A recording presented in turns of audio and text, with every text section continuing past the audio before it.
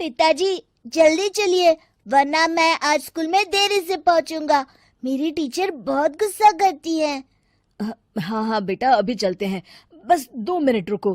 तभी रमेश की पत्नी कमरे से बाहर आती है और रमेश से कहती है, सुनिए जी, आज शाम को आप ऑफिस से जरा जल्दी घर आ जाइएगा। याद है ना, आज आपको मुझे शॉपिंग कराने के लिए लेकर जाना है। अरे भाग्यवान, इस महीने हाथ जरा तंग है। मेरी मानो तो शॉपिंग का विचार कुछ दिनों के लिए अपने दिमाग से निकाल ही दो। मैं तुम्हें अगले महीने पक्का शॉपिंग कराने ले जाऊंगा। अभी मुझे चलना चाहिए, वरना राजू को स्कूल पहुंचने में देर हो जाएगी। देखिए जी, अब आपके ये बहाने पुराने हो चुके हैं। मैं कुछ नहीं जानती। आज शाम को मुझे शॉपिंग करने जाना है, मतलब जाना है। आगे आपकी मर्जी। अच्छा ठीक है भाग्यवान, अब तुम पूरा घर सर पर मत उठाओ, मैं कुछ करता हूँ। इतना कहकर रमेश अपने बेटे राजू को लेकर वहां से चला जाता है। घर से निकलने के लिए रमेश जैसे ही अपनी मोटरसाइकिल शुरू करता है, तभी उसकी माँ उसे आवाज देकर कहती है, अरे रमेश, आज शाम को मुझे कुछ पैसे दे देना। याद है ना, मैंने तुझसे कहा था कि मुझे मंदिर में चढ़ावा चढ़ाना है। अरे माँ, मेरी तनख्वाह आने में अभी 10 दिन बचे हैं। अभी मेरे पास बिल्कुल पैसे नहीं है। हाँ, मेरी तनख्वाह मिलते ही मैं तुम्हें पैसे दे दूंगा। रमेश की माँ चिढ़कर कहती हैं, अरे तेरा दिमाग तो खराब नहीं हो गया? मैंने तेरे भरोसे मंदिर के पुजारी जी से वादा कर दिया है और तू कह रहा है कि पैसे नहीं है। अब मैं पुजारी जी को क्या जवाब दूंगी? तुझे तो मेरी इज्जत की भी कुछ परवाह नहीं है। अच्छा ठीक है माँ, अब तुम गुस्सा मत करो, मैं शाम तक कुछ इंतजाम करता हूँ। इतना कहकर रमेश वहां से चला जाता है। फिर दोपहर को जब रमेश अपने दफ्तर में बैठा होता है, तब उसे अपनी पत्नी और माँ की बातें याद आती हैं। रमेश अपने दफ्तर के एक साथी मोहन से कुछ रुपए उधार मांगता है। अरे भाई मोहन, मेरा एक छोटा सा काम कर दो, मुझे कुछ रुपयों की सख्त जरूरत है। मुझे कुछ दिनों के लिए क्या तुम रुपए उधार दे सकते हो? अरे रमेश भाई, मैं तुम्हें पैसे उधार तो दे सकता हूँ, लेकिन मुझे वक्त पर पैसे लौटा देना। वैसे भी मेरा मानना है कि दोस्ती यारी में कभी पैसों का व्यवहार नहीं करना चाहिए। ये कहावत तो तुमने सुनी ही होगी कि उधार प्रेम की कैंची है। मैं नहीं चाहता कि पैसों को लेकर हमारा रिश्ता खराब हो। अरे मोहन, तुम बिल्कुल चिंता मत करो, मैं तुम्हारे पैसे वक्त पर लौटा दूंगा। फिर मोहन रमेश को पैसे दे देता है। शाम को घर आकर रमेश कुछ पैसे अपनी माँ को देता है और साथ ही अपनी पत्नी को भी शॉपिंग कराने बाजार लेकर जाता है।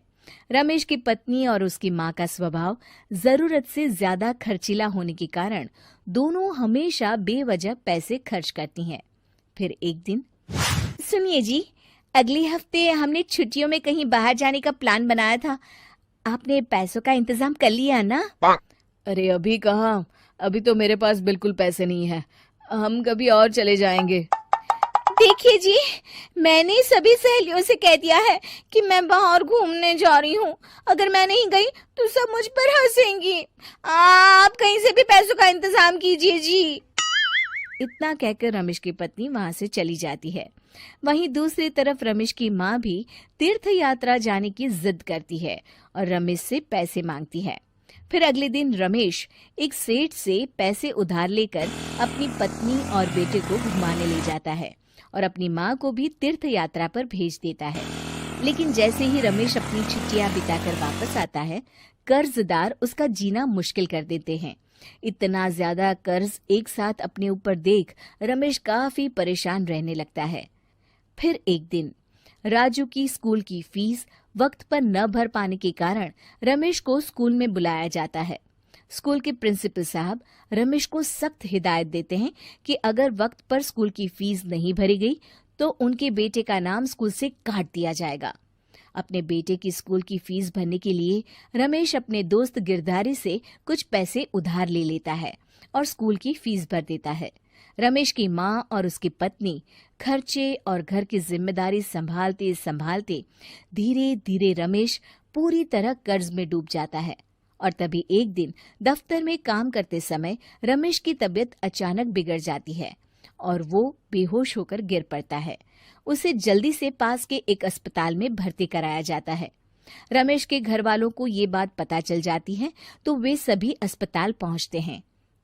अस्पताल के डॉक्टर साहब उन्हें बताते हैं, देखिए, देर रात तक जागने और जरूरत से ज्यादा काम करने की वजह से इन्हें चक्कर आ गया था। बेहतर यही होगा कि इन्हें कुछ दिनों के लिए पूरी तरह आराम करने दिया जाए। रमेश की हालत देखकर उसके बेटे राजू को बहुत गुस्सा आता है और वो अपनी दादी और माँ से कहता है, माँ, दादी, मैं इतना छोटा हूँ, फिर भी मैं इतना समझता हूँ कि पिताजी दिन रात दफ्तर में काम करके पैसे कमाते हैं। पिताजी अकेला पूरा घर संभालते हैं और आप दोनों अपने फिजूल के खर्चों के लिए उन पर दबाव डालते रहते हैं।